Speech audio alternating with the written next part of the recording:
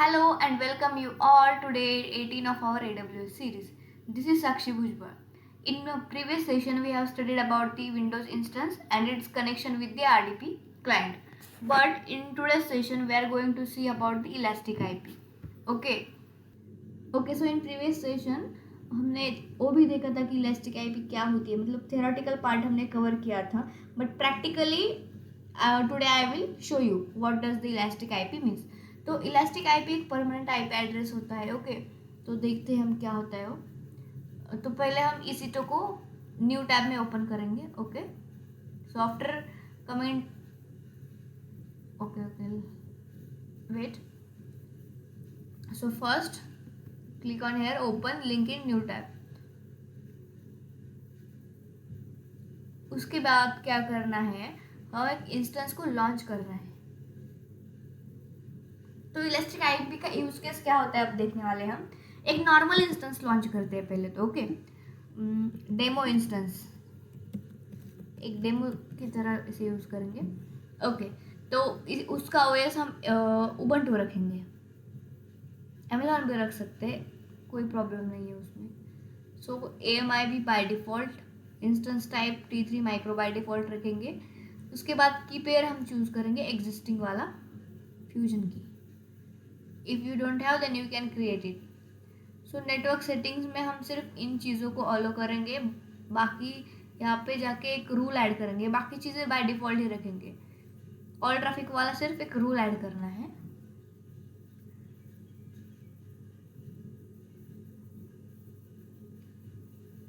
Okay, सो उसके बाद हमने कुछ भी नहीं किया.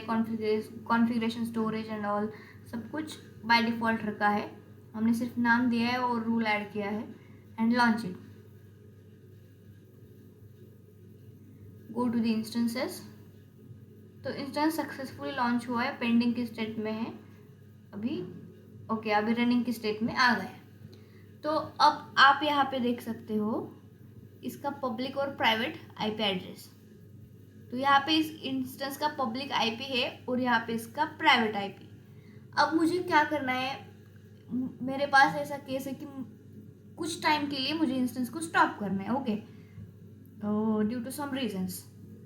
फिर देखते हैं उसका पब्लिक आईपी वैसा का वैसे रहता है या फिर चेंज होता है. तो अभी उसका आईपी 52.66 ऐसा कुछ तो है. ओके, तो अब यहाँ पे go to the instance state, stop instance. Yes, I want to stop this. अभी वो स्टॉपिंग की स्टेज में है, थोड़ी देर बाद स्टॉप की स्टेज में वो आ जाता है.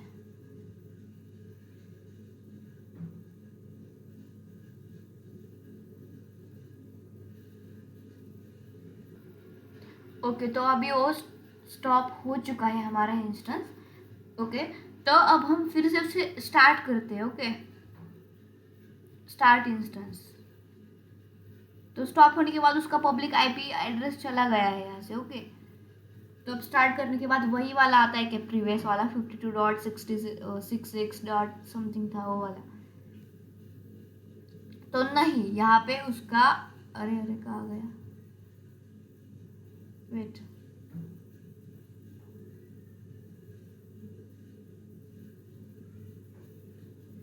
ओके, तो यहाँ पे उसका आईपी एड्रेस चेंज हो चुका है. Let me show you. जो 52 से स्टार्ट हो रहा था वो अब क्या है, 3.110.88.21.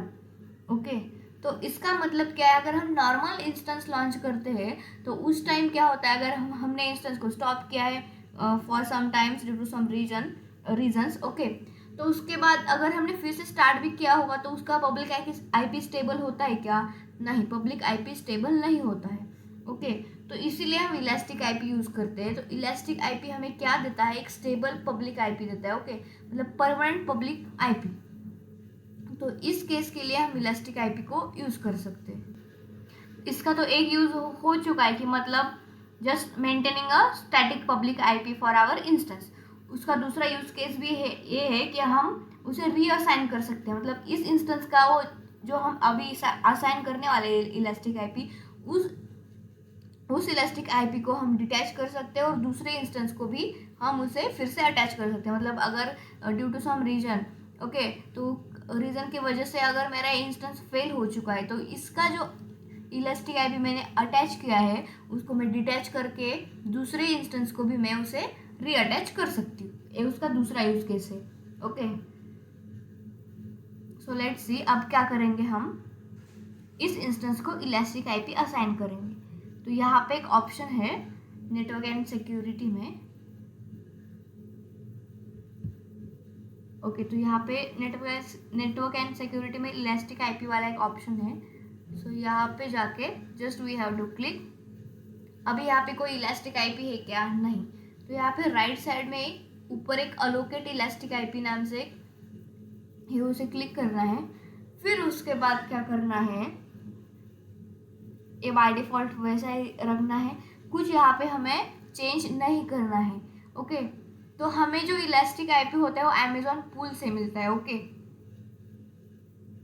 मतलब हमारा काम होने के बाद अगर हम जब डिटैच करेंगे वो वापस उस पूल में वो इलास्टिक आईपी जाएगा।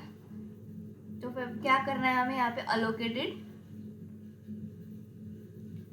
इसको नेमिंग दो डेमो इलास्टिक आईपी। अब क्या करना है, अलोकेट तो किया है हमने बट हमें उसे अटैच भी करना पड़ेगा।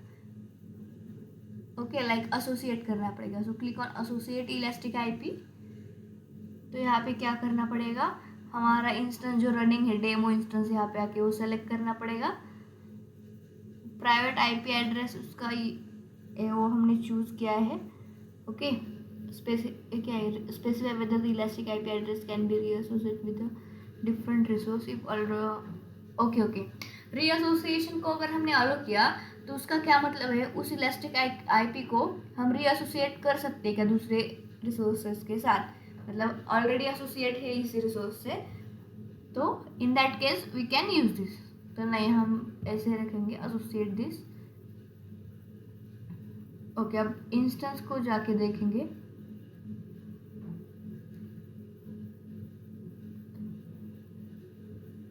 Just refresh it once. Okay, तो यहाँ पे उसका आईपी एड्रेस 13 से स्टार्ट है, 13.204.151। ओके, तो अब क्या करेंगे, हम फिर से इंस्टेंस को स्टॉप करेंगे और फिर से देखेंगे कि आईपी एड्रेस चेंज हुआ है क्या।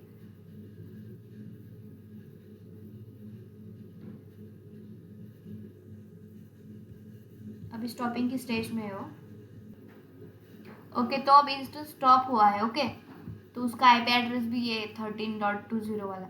तो अब फिर से हमें उसे रिस्टार्ट करेंगे। ओके, फिर देखते हैं कि वही है या फिर चेंज हो जाता है। मैं सिर्फ आपको इलास्टिक आईपी कैसे असाइन करते हैं, लाइक कैसे अलोकेट करते हैं, फिर उसे कैसे पुल में वापस रिलीज करते हैं, वही मैं यहाँ सिखा रही हूँ। मतलब उसका यूज केस क्या है, हमें थियरी तो पता है कि वो परमानेंट आईपी एड्रेस है एंड ऑल। ओके ओके, अब ये इंस्टेंस रनिंग स्टेज में है, आप देख सकते हो यहाँ पे, और इसका जो पब्लिक आईपी है वही का वही है। चेंज हुआ है क्या? नहीं, जो 13 वाला जो था वही है पब्लिक आईपी। तो इलास्टिक आईपी का यही यूज केस होता है। ओके, मतलब हमारा आईपी एड्रेस चेंज नहीं होता, परमानेंट आईपी एड्रेस हमें मिलता है, लाइक स्टैटिक आईपी एड्रेस। तो यही था यूज केस इसका। इलास्टिक आईपी हमने अटैच किया है, फिर उसे रिलीज भी करना पड़ेगा पुल में वापस, क्योंकि उसके चार्जेस होते हैं। तो जस्ट सेलेक्ट इट, एक्शन की स्टेट में जाओ, release elastic IP cannot be released with associated ID by using that। Okay okay, पहले हमें डी एसोसिएट करना पड़ेगा फिर ही हम रिलीज कर सकते। तो यहाँ पे एसोसिएट के नीचे एक ऑप्शन है D associate, just click on that, फिर डी एसोसिएट करो, तो फिर आप रिलीज कर सकते हैं। Okay, just click on release. तो यस, हमने इलास्टिक आईपी रिलीज किया है। अब इंस्टेंस को भी हम टर्मिनेट कर सकते हैं। आज का प्रैक्टिकल बहुत छोटा था, मुझे सिर्फ इलास्टिक आईपी का यूज केस बताना था। तो कल हम एक्चुअल में क्या देखेंगे, इलास्टिक ब्लॉक स्टोर कि क्या होता है। एक ईबीएस की सब सर्विस है, सॉरी और EC2 की सब सर्विस है इलास्टिक ब्लॉक स्टोर, तो हम देखेंगे। तो उसमें हमें क्या क्या देखना है, ओके। तो उसमें हमें वॉल्यूम्स कैसे हम अटैच करेंगे, उसका स्नैपशॉट कैसे ले सकते हैं, फिर लाइफ साइकिल मैनेजर की पॉलिसी क्या होती है, कैसे अटैच कर सकते हैं, ये चीज़ें हम कल देखने वाले हैं, theory as well as the practical. Instance terminate हुआ क्या अभी तक, not it. So yes, the instance get terminated. So yes guys, this is all for today. So in next session we will see the EBS and its practical, okay, theory with practical as well. Okay, so if you guys like the way how I teach, okay, and my content as well, then just like my videos, share it and subscribe it as well. Stay tuned for the next session. Okay, thank you guys, have a good day.